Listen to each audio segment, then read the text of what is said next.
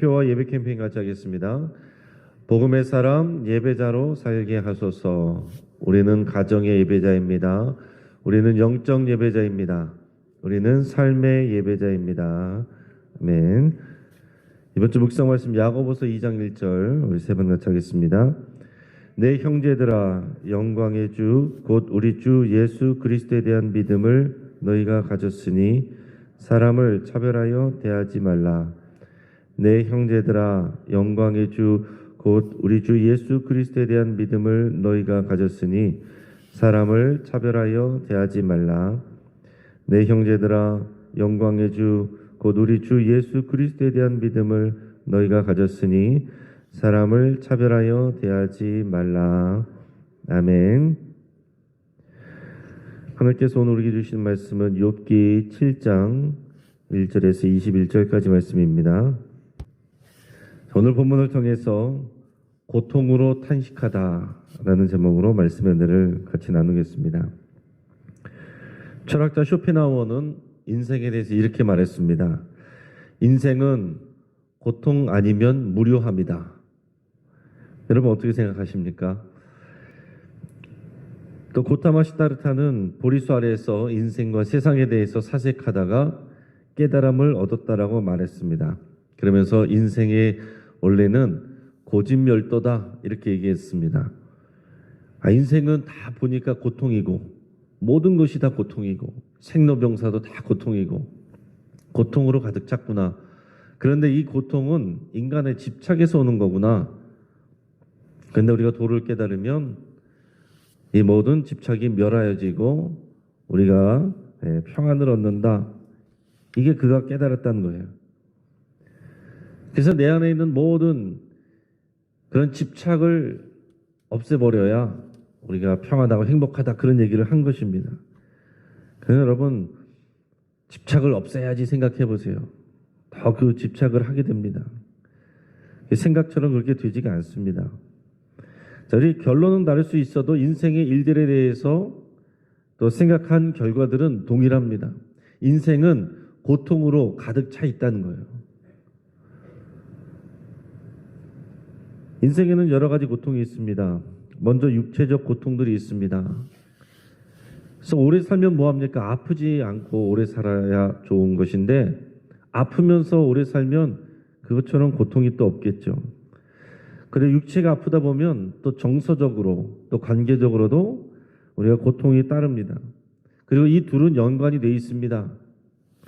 정서적으로 또 우리 고통이 있으면 그것이 육체적 고통으로 나타나기도 하고 육체적 고통이 있다 보면 관계도 끊어지고 또 그러다 보면 우리 마음도 아프게 되고 다 연결이 되어 있다는 거예요. 자, 그러면 욥이 당한 고통은 어떤 것입니까? 그는 먼저 모든 재산을 잃는 그런 고통을 당했습니다. 동방에서 가장 큰 자라고 그렇게 칭송받던 사람인데 하루 사이에 또 며칠 사이에 그가 파산한 거예요. 그리고 욥은 10명의 자녀들을 한꺼번에 다 잃었습니다. 그렇게 사랑스럽고 또 효성이 깊던 그리고 우애가 깊던 그 10명의 자식들을 아들 7명, 딸 3명을 동시에 다 잃어버렸습니다. 그리고 그는 아내를 잃어버렸습니다. 아내를 잃어버렸다는 것은 아내가 죽었다는 게 아니에요. 그 아내와의 관계가 깨져버렸다는 얘기입니다. 하나님 앞에서 믿음을 지키고 있는 고통 가운데서도 믿음을 지키고 있는 욥을 보면서 아내는 말했습니다. 차라리 욕하고 죽으라. 이 하나님과의 관계를 지키려고 하다 보니까 아내의 관계가 깨져버립니다. 아내를 잃어버린 거죠. 마지막으로 그는 건강을 또 잃었습니다. 건강을 잃으면 모든 것이 다 의미가 없어지죠. 그리고 또 친구들과의 관계가 지금 흔들리고 있습니다. 믿었던 친구들이 나를 위로해 주기를 바랬던 그런 친구들이 계속해서 나를 훈계하려고 하고 회개하라고 하고 그래서 나를 더 고통스럽게 하고 있다는 얘기예요. 이런 고통 속에서 오늘 본문을 통해 욥은 탄식합니다. 고통으로 탄식해요. 그래서 오늘 본문은 7장에 있는 내용은 친구들을 향한 내용이 아니에요. 지금 하나님 앞에서 탄식하는 겁니다. 자, 먼저 1절에서 3절까지 말씀을 우리가 읽겠습니다. 이 땅에 사는 인생에게 힘든 노동이 있지 아니겠느냐? 그의 날이 품꾼의 날과 같지 아니하겠느냐? 종은 저녁 그늘을 몹시 바라고 품꾼은 그의 삭슬 기다리나니 이와 같이 내가 여러 달째 고통을 받으니 고달픈 밤이 내게 작정되었구나.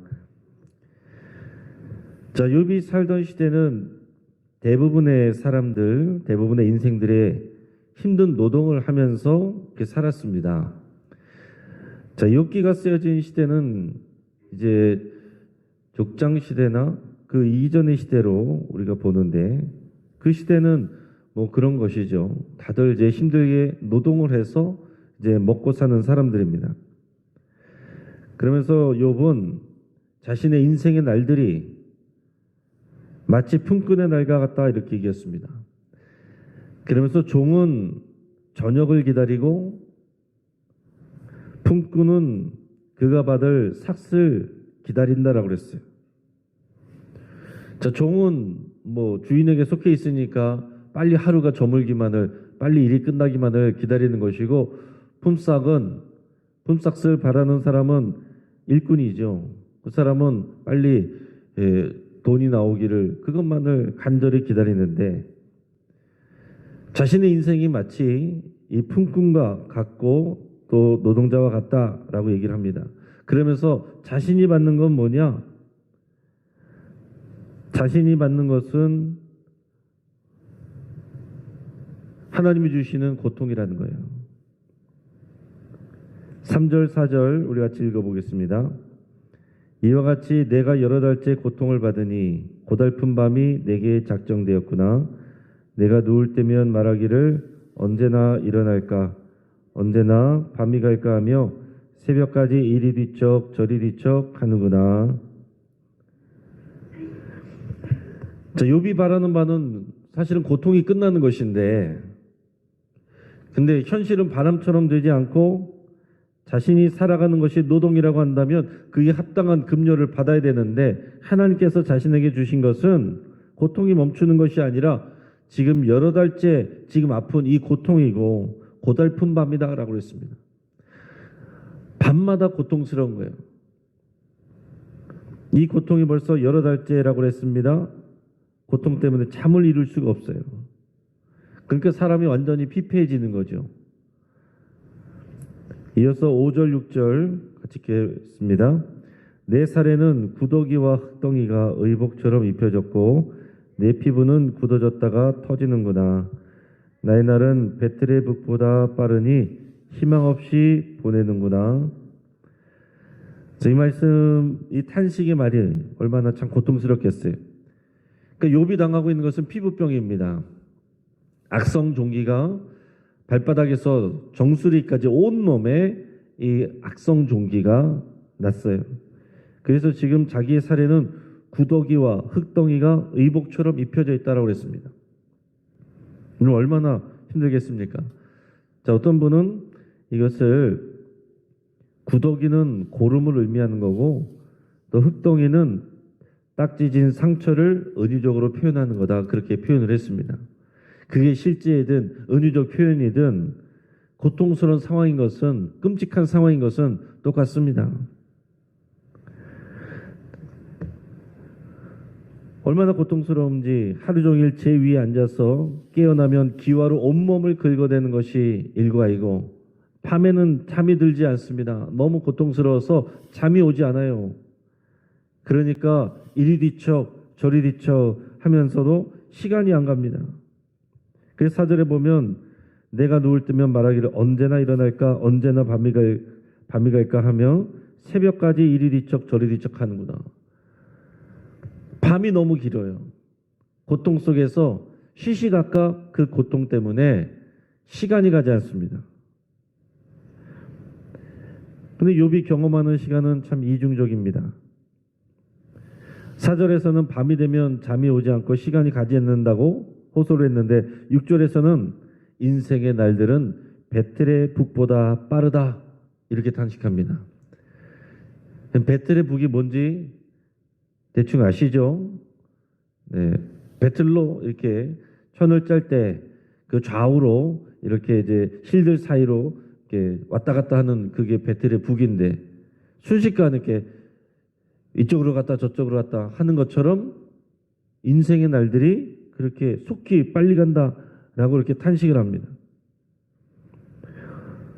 돌아보면 인생의 날들이 정말 순식간에 지나가는 것을 우리도 느끼죠. 우리가 그런 말들 많이 합니다. 쏜살같이 지나갔다. 언제 이렇게 시간이 지나갔는가?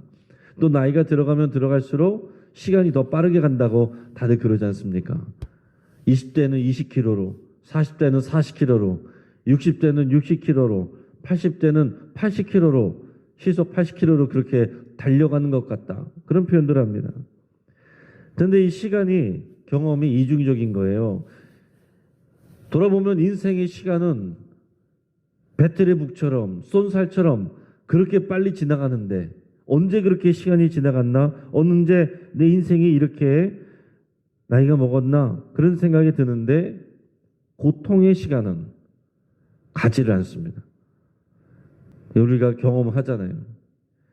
우리가 평상시에 평범할 때는 시간이 그냥 가는가 마는가 잘 모릅니다. 근데 우리가 재밌는 일 있으면 시간이 금방 갑니다. 또 사랑하는 사람과 있으면 시간이 금방 갑니다. 그런데 고통스러운 일이 있으면 시간이 죽어라고 안 갑니다. 같은 한 시간이어도 즐거울 때하고 고통스러울 때하고 그 시간의 체감 차이가 너무 다른 거죠. 그것은 우리가 다 경험하지 않습니까? 그런 것을 지금 느끼면서 고백을 하는 거예요. 그럼 돌이켜 생각해 보면 우리가 무심하게 보내는 이 시간에도 하루가 100년 같이 느껴지는 고통 가운데 있는 사람들이 있잖아요. 그러니까 오늘 욥의 탄식을 보면서 우리가 지금 현재 고통받고 있는 분들이 얼마나 아프고 힘든가 그런 것들을 우리가 좀 더 깊이 생각해야겠다 이런 생각을 하게 됩니다. 우리가 같은 하늘 아래에서 같은 공기를 마시고 있지만 같은 시간이 주어졌지만 전혀 다른 시간을 살고 있다는 얘기입니다. 그러면서 이런 고통의 탄식 중에 욥이 하나님께 탄식하며 기도를 드리는 것이 7절에서 10절까지 나옵니다. 우리 같이 읽어보겠습니다. 내 생명이 한낮 바람 같음을 생각하옵소서. 나의 눈이 다시는 행복을 보지 못하리이다. 나를 본 자의 눈이 다시는 나를 보지 못할 것이고 주의 눈이 나를 향하실지라도 내가 잊지 아니하리다. 구름이 사라져 없어진 같이 스올로 내려가는 자는 다시 올라오지 못할 것이오니 그는 다시 자기 집으로 돌아가지 못하겠고 자기 처소도 다시 그를 알지 못하리다. 욥은 자신의 생명이 이런 바람처럼 순식간에 사라진다고 이렇게 고백을 하면서 하나님께 기도할 때에 기억해달라고 이렇게 고백을 하고 있습니다. 생각해달라 기억해달라 나의 생명이 한낮 바람 같음을 생각하옵소서 나를 생각해 주시옵소서 이렇게 고백하는 거예요. 내 인생 한낮 나의 인생은 바람처럼 사라져 버리고 사람들이 나를 보다가 어느 순간 나는 죽어버리고 그 당시에 죽으면 사람들은 땅속에 스올이라는 곳으로 들어간다 이렇게 생각을 했습니다. 내가 죽어서 어느 순간 스올로 들어가면 다시는 올라올 수도 없고 내 집으로 돌아올 수도 없고 내 사랑하는 사람들을 만날 수도 없습니다. 나는 이제 죽어갑니다. 이렇게 고백하는 거예요. 그러면서도 이런 나를 생각하옵소서. 바람같이 사라지는 나를 하나님 나를 생각해 주십시오. 나를 기억해 주십시오. 그렇게 지금 기도를 하는 것입니다. 자, 지금 욥의 마음은 이것도 이중적이에요. 계속 말하는 것은 하나님 이 너무 고통스러운 상황이니 차라리 나를 죽여주십시오. 나를 데려가 주십시오. 그렇게 말하면서도 하나님 나를 또 기억해 주십시오. 죽고 싶으면서도 더 깊은 곳에서는 간절히 살고 싶은 그런 마음도 같이 있다는 얘기입니다. 당장에 이 고통스러운 상황 속에서 벗어나고 싶어서 내가 차라리 죽는 게 낫겠다라고 말하면서도 그 안에서는 살고 싶다라는 말을 한다는 얘기죠. 사람들은 그렇지 않습니까? 자살하는 사람들도 보면 고통스러워서 자살하지만 꼭 여기저기에 또 그런 암시하는 말들을 남기거나 또 연락을 합니다. 그것은 그 마음 깊은 곳에서는 누군가 나를 잡아주기를 바라는 거예요. 살고 싶은 마음들이 있는 것입니다. 이 사람의 마음이 이렇게 좀 이중적이에요. 힘든 상황 속에서 벗어나고 싶은 마음, 그래서 차라리 죽는 게 낫겠다라고 하는 마음과 그 안에서는 살고 싶다라는 그런 마음이 있다는 얘기죠. 욥도 마찬가지입니다. 이 고통만 아니라면 당연히 살고 싶죠. 우리 이런 마음을, 이런 고통을 우리 더 깊이 이해할 수 있길 바랍니다. 그러면서 계속 탄식하는데 11절, 12절 우리 같이 읽어보겠습니다. 그런즉 내가 내 일을 금하지 아니하고 내 영혼의 아픔 때문에 말하며 내 마음의 괴로움 때문에 불평하리이다. 내가 바다니까 바다 괴물이니까 주께서 어찌하여 나를 지키시니까. 이게 무슨 말입니까? 내가 너무 고통스러워서 불평의 말을 안 할 수가 없다는 얘기예요. 내가 입을 금하지 아니하고 내 영혼의 아픔 때문에 말하며 내 마음의 괴로움 때문에 불평하리라. 저절로 이 고통의 이 탄식이 새어 나온다는 얘기예요. 그러면서 12절은 지금 하나님께 따져 묻는 겁니까? 묻는 겁니다. 내가 도대체 바다입니까? 바다 괴물입니까? 주께서 어찌하여 나를 지키시니까? 여기서 지키신다는 말은 좋은 의미가 아닙니다. 하나님 나에게 무슨 원수가 졌다고? 내가 무슨 바다 괴물이라도 됩니까? 나를 지켜보고 감시하면서 계속해서 나를 고통 주시는 게 왜 그런 겁니까 도대체? 이런 말이에요. 그러니까 여러분, 우리 성경을 읽을 때 그 뉘앙스를 잘 읽어야 됩니다. 그렇지 않고 그냥 읽다 보면 하나님께서 나를 지켜주신다고 그렇게 욥이 고백하는구나, 그렇게 읽을 수 있는데 그게 아니라 왜 나를 지금 지켜보면서 계속해서 나를 괴롭게 하십니까? 내가 무슨 바다 괴물이라도 됩니까? 그렇게 지금 따져 묻는 겁니다. 이어서 13절에서 16절까지 읽겠습니다. 혹시 내가 말하기를 내 잠자리가 나를 위로하고 내 침상이 내 수심을 풀리라 할 때에 주께서 꿈으로 나를 놀라게 하시고 환상으로 나를 두렵게 하시나이다. 이러므로 내 마음이 뼈를 깎는 고통을 겪느니 차라리 숨이 막히는 것과 죽는 것을 택하리이다. 내가 생명을 싫어하고 영원히 살기를 원하지 아니하오니 나를 놓으소서. 내 날은 헛것이니이다. 혹시 잠이 들면 다 고통스러우면 그런 생각하잖아요. 차라리 잠이 들었으면 좋겠다. 그러면은 자고 일어나면은 시간이 지나니까 아픈 사람들은 빨리 잠이 들었으면 좋겠다 생각을 합니다. 그런 기대하지만 앞에서는 잠도 잘 오지 않는다. 새벽까지 이리 뒤척 저리 뒤척 하는데 그러다가 어떻게 하다가 이제 잠이 들었어도 악몽을 꾸고 그리고 무서운 환상을 보면서 오히려 자신을 하나님이 더 두렵게 하신다는 얘기예요. 그래서 지금 욥의 마음은 뼈를 깎는 이런 고통을 겪는 것처럼 아프고 힘들다라고 고백합니다. 그래서 자신은 차라리 숨이 막혀 죽는 것을 선택하고 싶다, 이렇게 얘기를 해요. 자신의 생명도 싫어하고 영생도 원치 않으니 난 사는 것도 싫고 뭐 영생도 싫습니다. 그러니 하나님 이제는 제발 나를 놔주십시오. 이렇게 나를 붙들고 계속 감시하며 고통을 주십니까? 사는 것도 힘들고 영생도 필요 없으니 차라리 나를 놔주십시오. 이렇게 얘기하는 거예요. 그러면서 17절에서 21절 뭐라고 말하는지 또 읽어보겠습니다. 사람이 무엇이기에 주께서 그를 크게 만드사 그에게 마음을 두시고 아침마다 권징하시며 순간마다 단련하시니까. 주께서 내게서 눈을 돌이키지 아니하시며 내가 침을 삼킬 동안도 나를 놓지 아니하시기를 어느 때까지 하시리까? 사람을 감찰하시는 이여 내가 범죄했던들 주께 무슨 해가 되오리까? 어찌하여 나를 당신의 관역으로 삼으셔서 내게 무거운 짐이 되게 하셨나이까? 주께서 어찌하여 내 허물을 사하여 주지 아니하시며 내 죄악을 제거해 버리지 아니하시나이까. 내가 이제 흙에 누우리니 주께서 나를 애써 찾으실지라도 내가 남아있지 아니하리이다. 아멘. 자, 우리가 언뜻 읽으면 이 말씀 꼭 시편의 말씀 같고 은혜되는 말씀 같아요. 사람이 무엇이기에 주께서 그를 크게 만드사 그에게 마음을 두십니까? 이 말은 무슨 말이냐면, 나는 하찮은 인간인데 하나님 내가 뭐라고 나에게 그렇게 나를 크게 보시고 나를 계속해서 감찰하고 감시하고 계속해서 고통을 주십니까? 그 얘기예요.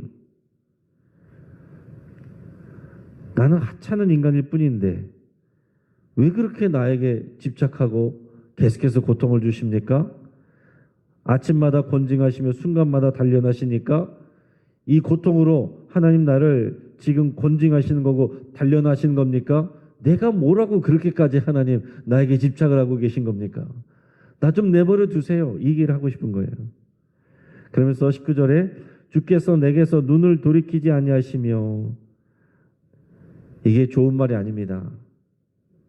나를 감시하는 눈으로, 내 죄가 있는지 없는지 나를 감시하는 눈으로, 매의 눈으로, 경찰의 눈으로 하나님이 나를 바라보시는 것처럼 그렇게 느낀다는 거예요. 내가 침을 삼킬 동안도 나를 놓지 아니시기를 어느 때까지 하시나이까. 침 삼키는 순간에도 고통스러운 겁니다. 매 순간이 고통스러운 거예요. 그 매 순간 고통을 느낄 때마다 하나님이 나를 노려보고 있는 것처럼 느껴지는 겁니다. 하나님이 나를 사랑의 눈으로 바라보시는 것처럼 느껴지는 것이 아니라 내 죄를 찾으려고 샅샅이 찾아서 거기에 대해서 다 매질을 하고 채찍질을 하고 고통을 주려고 하는 그런 하나님처럼 지금 느껴진다는 거예요. 그러면서 20절에서 사람을 감찰하시는 이유, 감시하고 감독하신 하나님, 그렇게 부르면서 혹시 내가 모르는 범죄 그게 있다고 한들 그게 하나님께 무슨 큰 해가 됩니까? 나는 하찮은 인간인데 내가 범죄를 했다고 하더라도 크신 하나님께 그게 무슨 대단한 일이 되겠습니까? 어째서 나를 당신의 관역으로 삼으십니까? 마치 하나님이 욥의 인생을 관역으로 삼아서 계속 나를 노려보시고 거기에다가 고통의 화살을 쏘아대는 그런 지금 느낌인 거예요.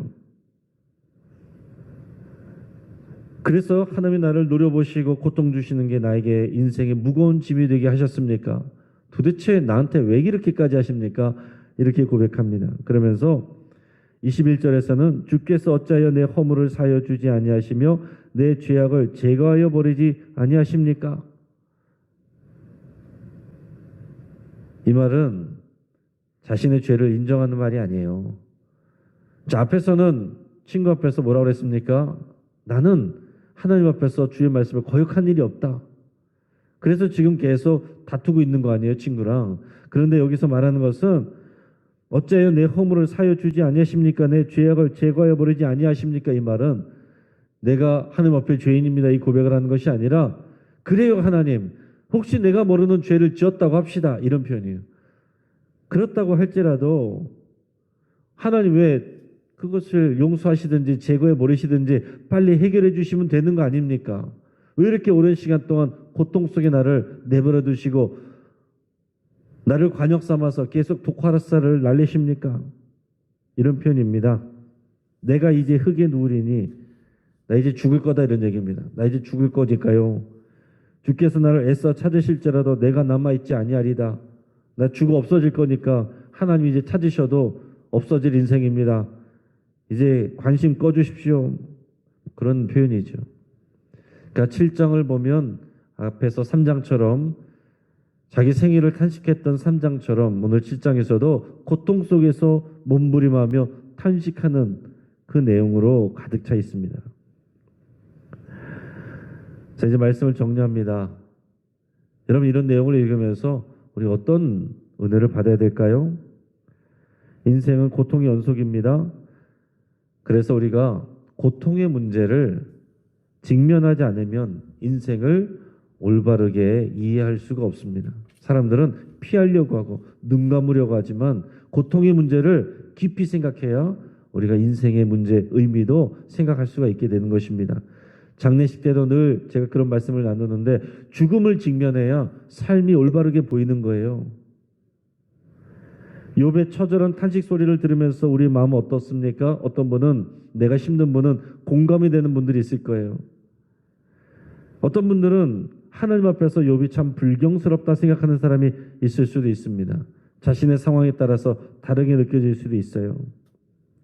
근데 여러분, 하나님에게 이 고통의 문제를 토해내는 것을 우리 하나님은 용납하고 들으십니다. 이게 은혜인 거예요.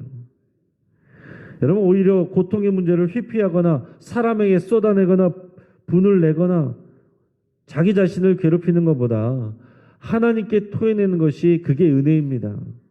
그게 훨씬 유익한 거예요. 하나님은 이것 또한 기도로 받으십니다. 여러분, 힘들고 고통스러우면 하나님 앞에 토해내시고 사람에게 쏟아낼 분노도 하나님 앞에서 쏟아내세요. 그러면 하나님께서 들으시고 그것도 기도로 받으시고 하나님께서 일하십니다. 사람의 감각은 이중적이에요. 자신의 고통에 대해서는 예민하고 타인의 고통에 대해서는 둔감합니다. 내가 고통스러울 때는 시간이 그렇게 안 가는데 내가 즐거울 때는 시간이 배틀의 북처럼 쏜살처럼 그렇게 빨리 가버립니다. 또한 인간은 고통 때문에 죽기를 구하면서도 사실은 살고 싶어 합니다. 하나님께 원망 섞인 말로 탄식하지만 동시에 나를 기억해달라고 생각해달라고 간구합니다. 그래서 우리는 우리 마음속 깊은 곳에서 내가 정말로 간절히 원하는 게 무엇인지 내 자신에 대해서 솔직해져야 됩니다. 나도 내가 정말로 원하는 것이 뭔지 모를 때가 있어요. 내 말씀을 통해서 우리 성령님의 도우심을 통해서 내가 정말로 원하는 것이 무엇인지 그걸 직면해야 되고 솔직해져야 됩니다. 그리고 다른 사람이 진짜 말하고 싶은 것이 무엇인지 그의 고통이 무엇인지 우리가 진지하게 경청할 수 있어야 됩니다. 나 죽을 거야 하는 사람의 말 속에는 난 살고 싶어라는 말이 있는 거거든요. 오늘 이 욥의 탄식을 통해서 우리의 고통을 직면하고 다른 사람의 또 고통을 우리가 공감하고 함께 해줄 수 있는 우리의 삶이 되기를 주의 이름으로 축복합니다. 말씀을 붙들고 함께 기도하겠습니다. 오늘 이 시간 기도할 때에 내 안에 있는 아픔과 상처와 고통을 하나님께 토해내시기를 바랍니다. 그는 나 혼자서 사귀는 것이 아니고 하나님께 토해내야 돼요. 그래서 우리가 치유함을 받아야 됩니다. 그냥 힘들면 힘들다고 아프면 아프다고 고통스러우면 고통스럽다고 하나님께 토해내시기를 바랍니다. 하나님이 만져달라고 그렇게 기도하시기를 바랍니다. 그리고 내가 정말로 원하는 것을 여러분 스스로 직면하시고 하나님께 기도할 수 있기를 바랍니다. 하나님 앞에 기도할 때는 미사의 요구가 필요 없는 거예요. 정말로 내가 원하는 것을 말씀드려야 됩니다. 그리고 다른 사람의 고통을 공감하고 위로해 주기로 이렇게 결단할 수 있게 바랍니다. 우리 주변에 육체의 질병과 정서적 아픔으로 고통하고 있는 이웃들을 위해서, 교우들을 위해서 여러분 간절히 기도하시고 여러분의 아픈 부위를 위해서도 기도하시기 바랍니다. 또 주주클로 가정예배와 오늘 있을 금요 기도회를 위해서 기도해 주시고 또 오는 주일에 오후에 있을 섬김 나눔 행사를 위해서 함께 기도해 주시기 바랍니다. 그리고 17일부터 19일까지 진행될 부흥사경회 우리 이번에 장신대 총장 되시는 김은영 교수님이 또 목사님이 오시는데 정말 하느님이 부어주실 은혜를 사모하며 위에서 함께 기도하겠습니다. 우리 여러 가지 기도 제목 놓고 기도하실 때 주여 한번 부르짖고 합심해서 함께 기도하겠습니다. 주여